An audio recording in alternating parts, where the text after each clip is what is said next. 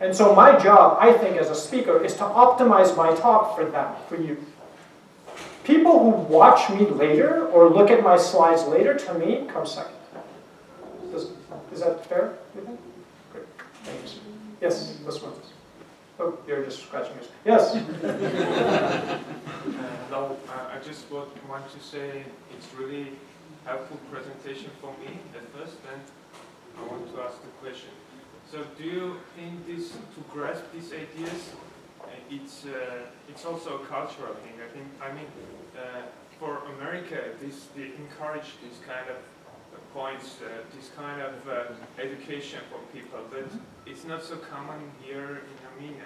I mean, so the culture enforces people to be more, effective, or to take into account these points, and also it depends on the environment where the speaker got his skills. So, what do you think about this?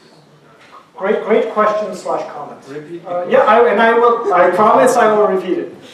So, I'm going to try to paraphrase.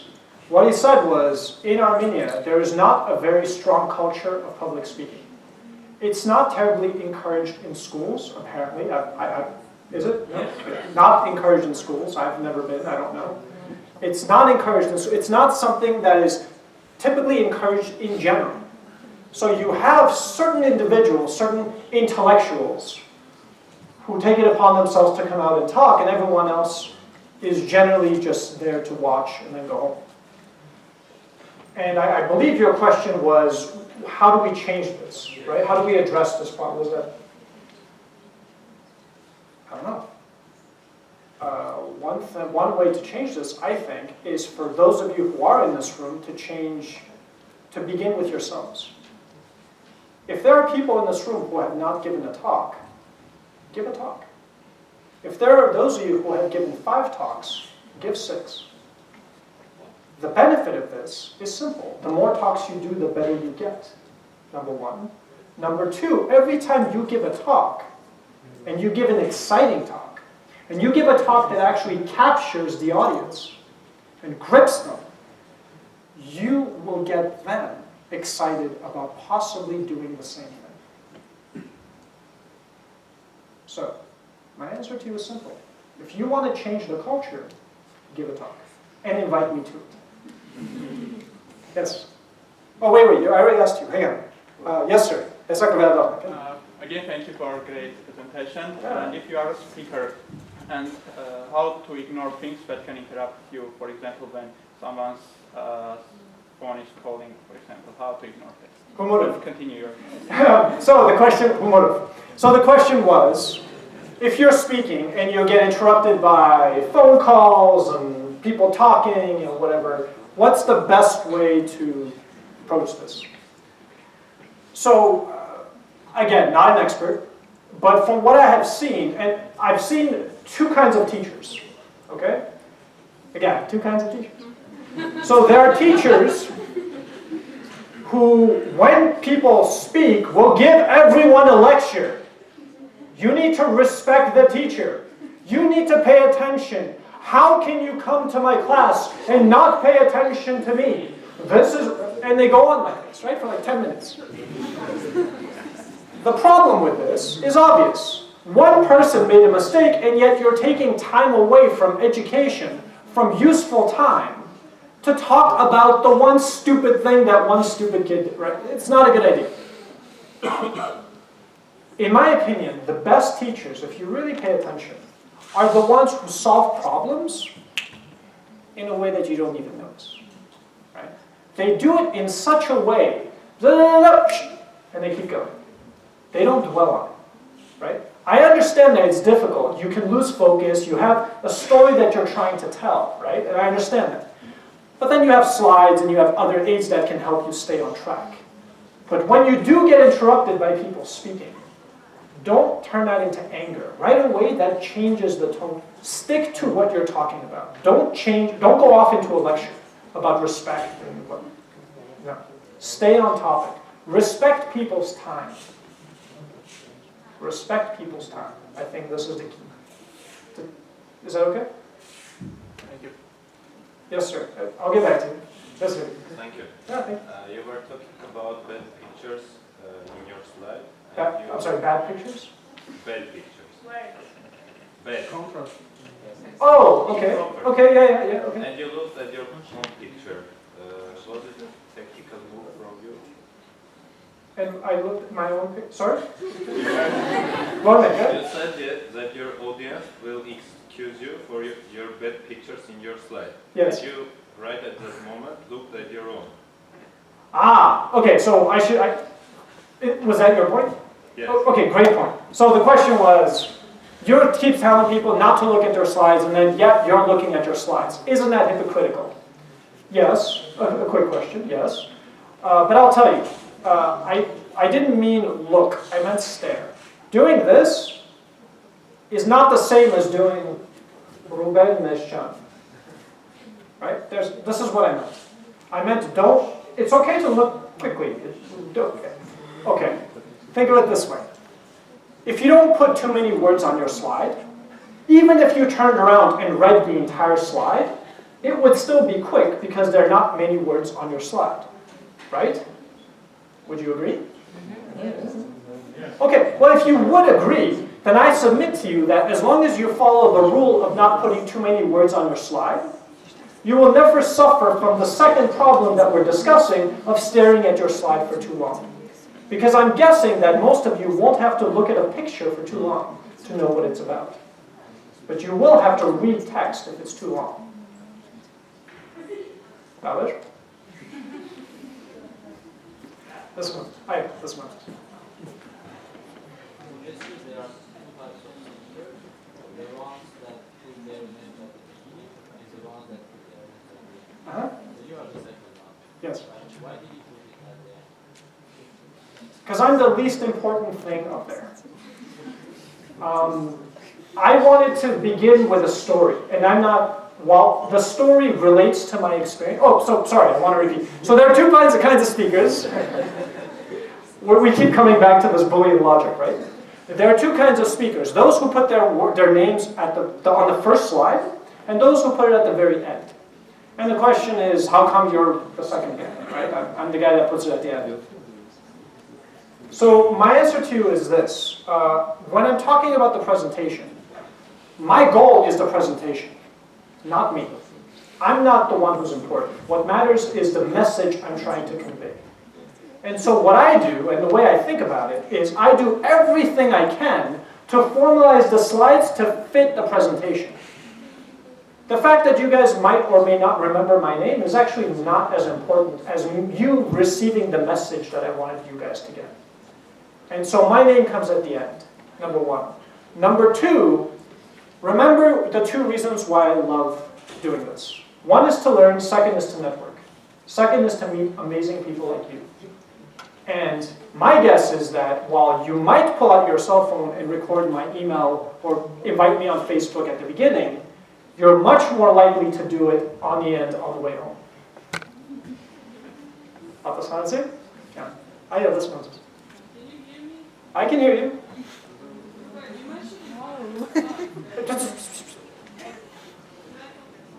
Should I just speak up? I can hear you. Or go up there. That's fine too. You mentioned in one of the slides that presentation skill is something. Thank you.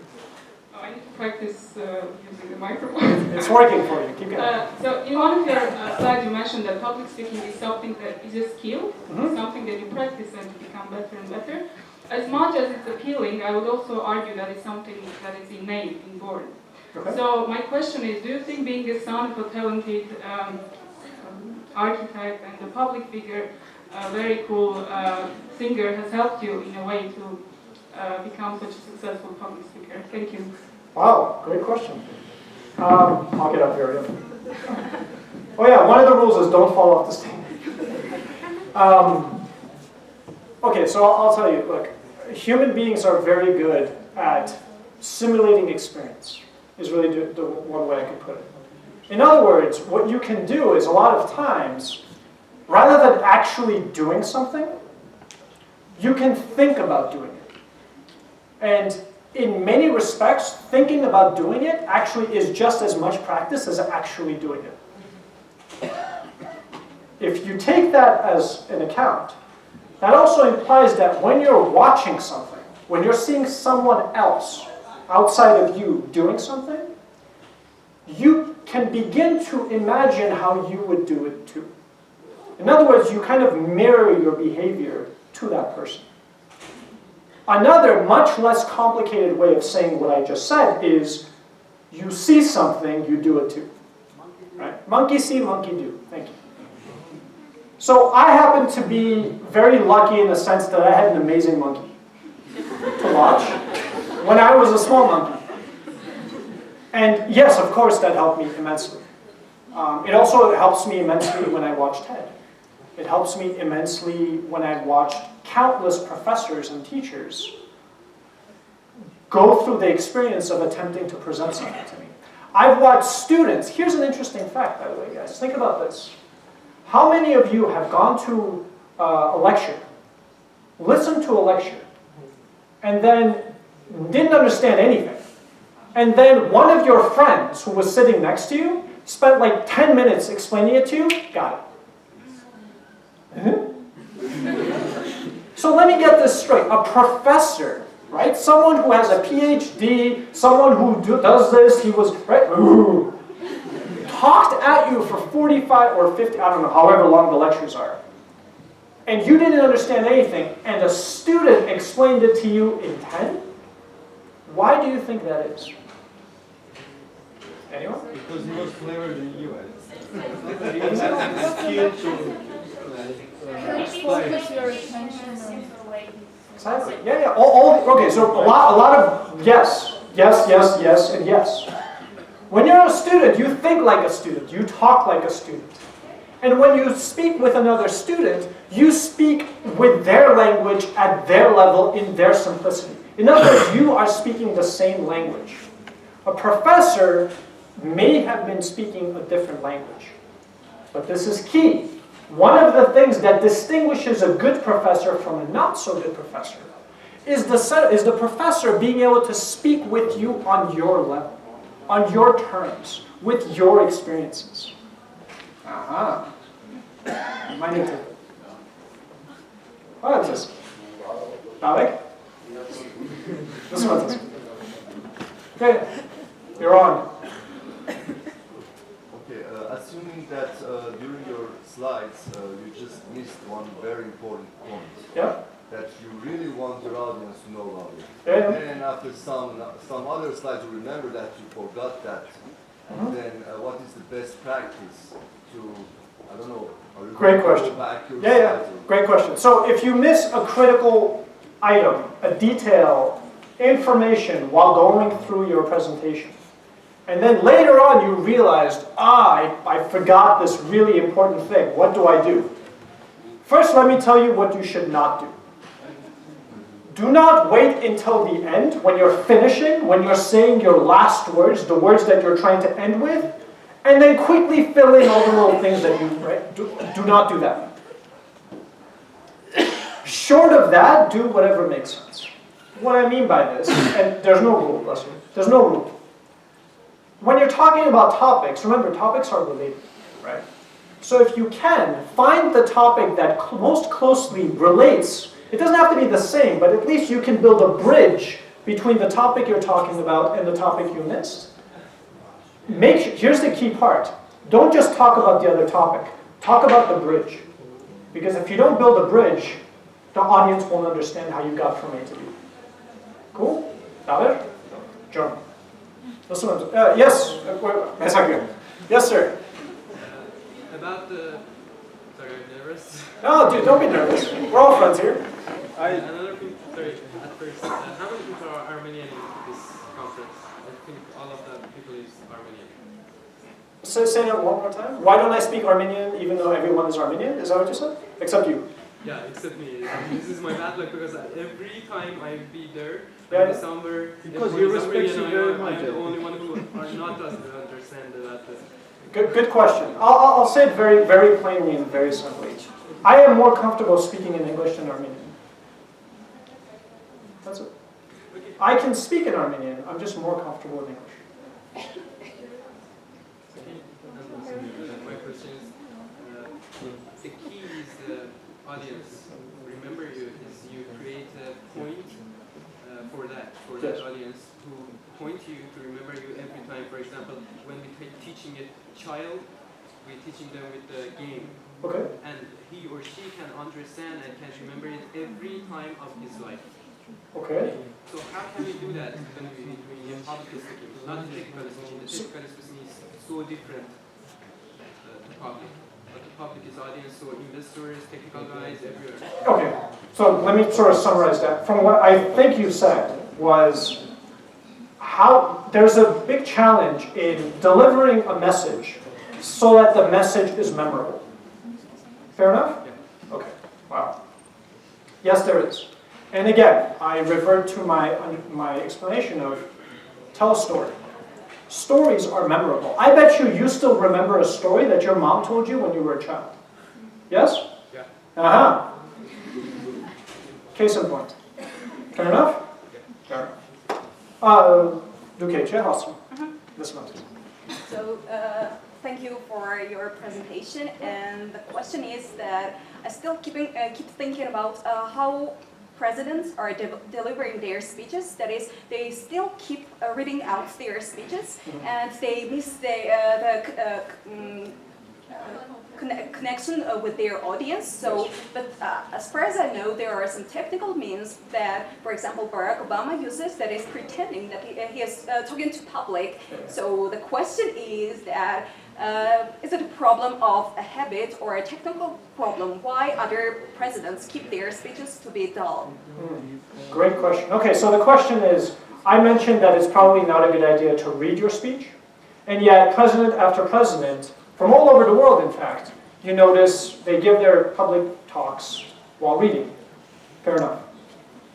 So first of all, I submit to you that some of the greatest speeches, if you were to literally, like Martin Luther King, I have a dream, and so if you were to actually list some of the greatest speeches that have ever been told, they were not being read.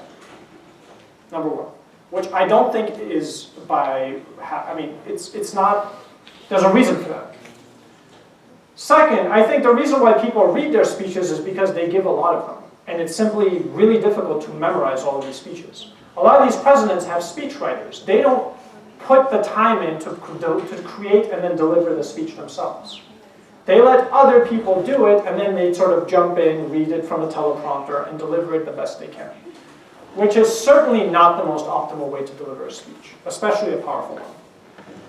So while yes, it can be done, and there are people like Barack Obama who's amazing at delivering speeches, even when he's reading them, yes, it's possible, but not optimal, I guess is my answer. Is that fair? Thank you. I saw, boom, yes, this one was this.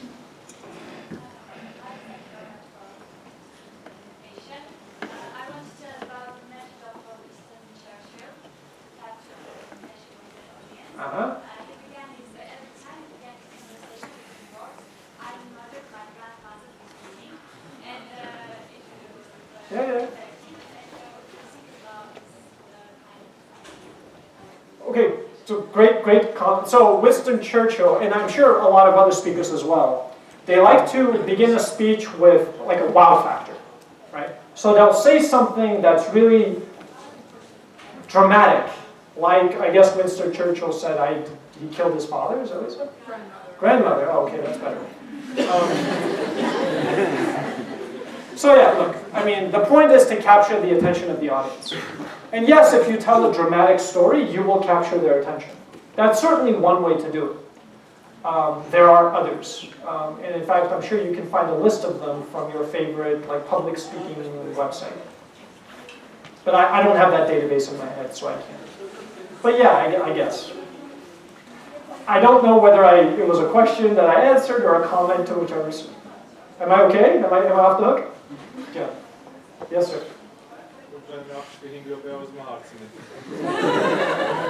Hocam, hazır olsun.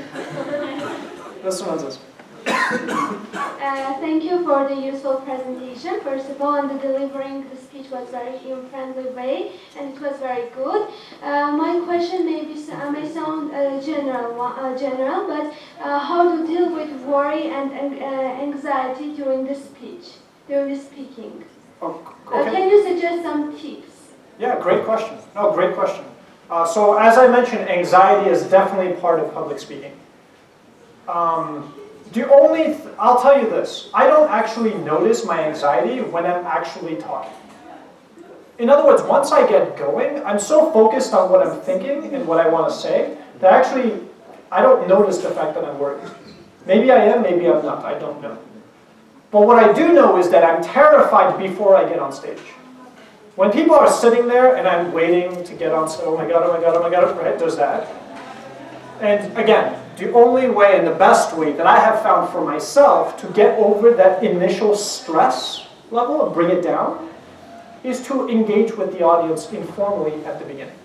Because once you do that, you build a rapport, and now it's okay. And by the way, now that we talked about jugs and guards and Boolean logic, let's actually get into what I'm actually here for. Is that okay? Yeah. Hang on. Let's go here and then go this way. Yes. By the way, we're somewhat limited on time, so let's go. Yes. I'm with you. Yes. Yes.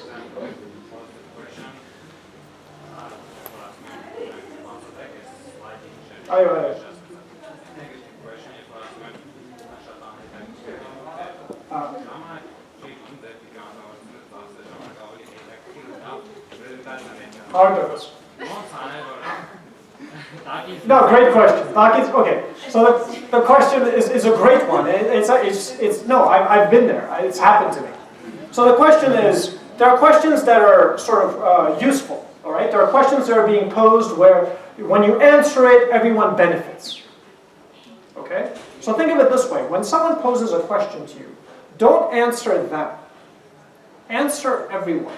Make sure that your answer is beneficial to everybody and not only the person who asked the question. If they ask a question that is very specific to them, don't answer it. Just say, hey, let's, take it offline, email me, we'll discuss it later. Just not while everyone is sitting there watching us have a conversation. The last kind is the kind you noted, which is a negative kind. It happens. Some idiot is sitting there and they just want to be a jerk to you. Look, just avoid getting into a confrontation on stage. It doesn't look good. It's not professional. So when you can, just, okay, and then just move on. Just somehow blow it off. You don't even have to. The thing is, when someone is negative to you, others know he's being negative to you. It's not a secret. So if you just move on and say, oh, okay, look, that's your opinion, great, okay, fine. Next question. Just move on. Keep going. Then go beat the shit. Yes. What we are doing when your presentation is finished, you are running out of time and there are a lot of questions. Please ask them to hurry up. Yes, this one.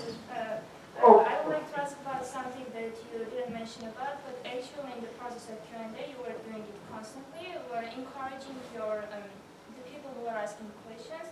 At the end of every question, you would say, if we really ask a great question, is it a way of encouraging them and to involve them? Exactly. Look, I'm not faking it. I'm not just saying great question, either because I'm trying to get people to say it. I'm saying it's a great question, number one, because it's legitimately good. And I'm just giving them props for doing it. Number two, remember that Q&A is part of your talk. It's not your talk and then Q&A. Q&A is part of it. And so when people are contributing to my talk, they're making my talk better and more exciting, right? Do you agree?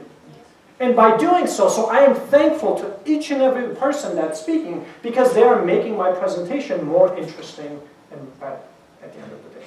So I'm legitimately thankful to every single person who speaks. And yes, I do explicitly say so.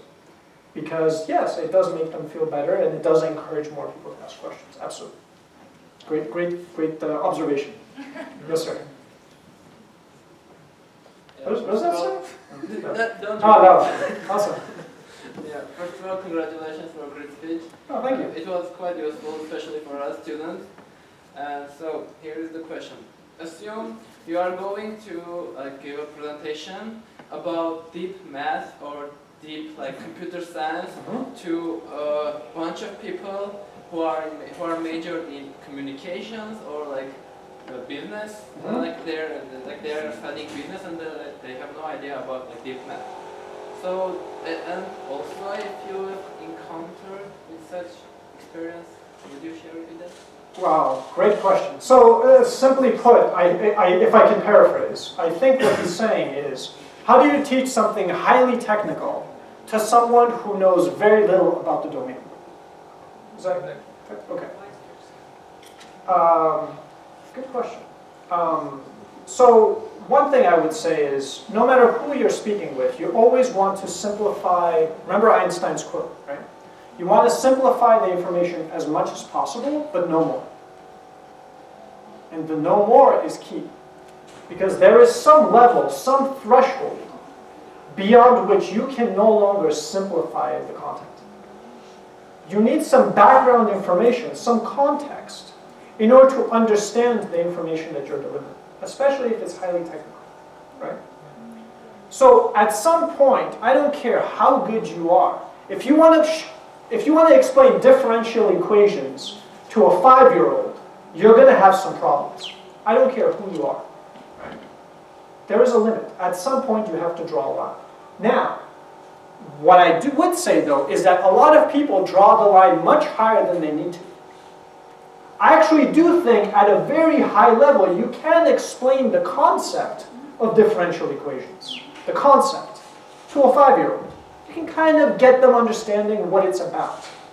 But you can't get them into a technical level and get them into the actual mathematics behind it. That's a whole different. So, yes, you do have to draw a line. But always be wary to draw it as low as possible, but no more. And about what? Your personal experience. My personal experience, yeah. I taught Java to, you guys, anyone here know Java? It's a programming language. It doesn't matter. It's not coffee. I taught Java in high school to a bunch of kids who knew absolutely nothing about programming. They didn't know how to undo. It was a problem. So that was my experience. But I did it because Java is not. I mean, it's not that complicated. It's not. What did someone say? It's not SQL. It's not that complicated, and it's logical. And so yes, I do have experience teaching something fairly more complicated to kids who don't have the experience. So yeah, and I can tell you from experience, it is possible. But you really have to design the curriculum, design the mechanism, again, by which you deliver the message, customize it specifically to the person who's receiving it, even if it's a child. Others? Arjun. Again, thanks for the presentation. I have a question. What would you do if you were asked to make your presentation only with the help of slides? You can be there, you are going to be there, but you can't talk. What would you do? Pantomima. Yes, charades. Oh, so the question I think was a very theoretical one. I think. So it was, what if you could give a talk with the aid of slides, but you were not allowed to make any sound? So you're giving a talk, you can't say anything, but you have slides. What is the optimal way to give such a talk? That's a real thing. It's a real thing? Yeah, I need to do that. I want to know how to do that. Charades is what comes to mind. So you know. You could just record your voice and put it Okay, I guess we have the same lecturer as I have done everywhere. So thanks for the opportunity. And negative question. Oh, bring it on. So, Negative question. we are basically, you have told us many things which we can follow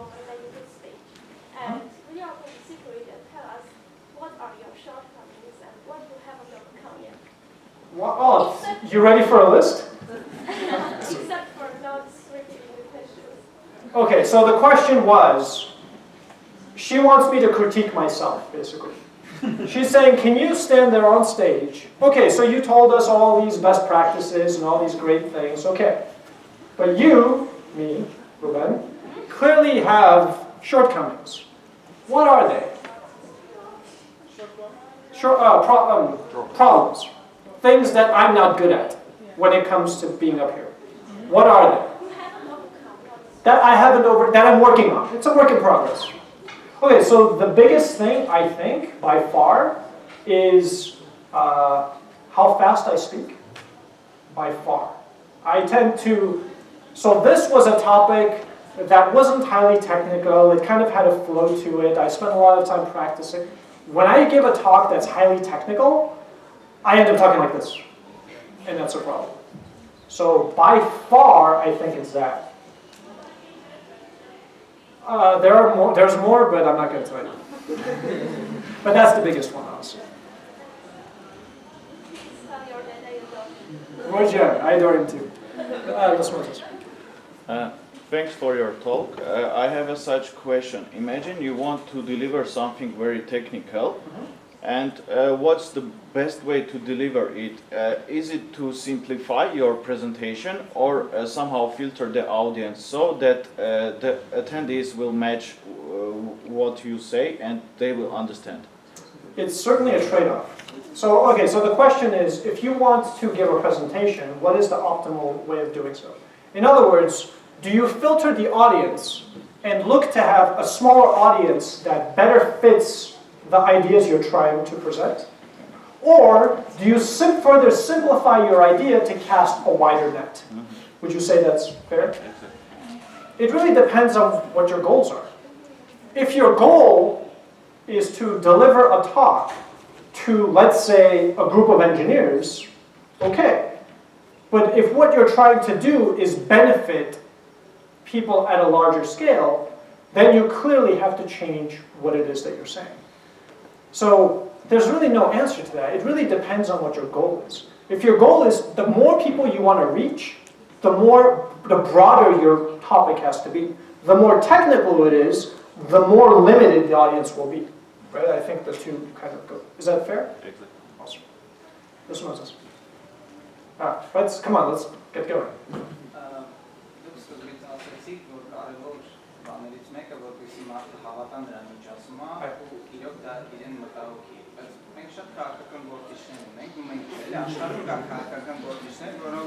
Շատ սիրուն խոսում են, իրենց հաճելի է լսել, միևնույն ժամանակ բոլորը հասկանում են, որ իրենք իրենց ասածին չեն հավատում։ Դա իրենց չի մտածում, այսինքն դուք համաձայն եք, որ դա պարտադիր պայման չի, որովհետեւ դու դրան հավատաց, ու եթե համաձայն եք, կարծում ինչ-որ պարտադիր պայման, առանց որի ոչ մեկ չի կարող սիրուն խոսա, ու մի բան եք ուզում ավելացնել, որպես շնորհակալություն ձեր լեկցիայի համար, երբ որ մենք ձեր Հայրիկի լեկցիային ենք մեջտեղ, ուսամը գնաց ու Facebook-ում գրեց մտածում էի System of a Down-ի համերգից հետո ավելի տպավորիչ բան չի լինի այս տարի։ Ես հիմա ուզում եմ ասեմ, որ ես մտածում եմ, որ Արթուր Մենշյանի լեկցիայից հետո ավելի տպավորիչ բան չի լինի այս տարի, բայց փաստորեն եղավ, շատ ձեր շնորհակալ եմ։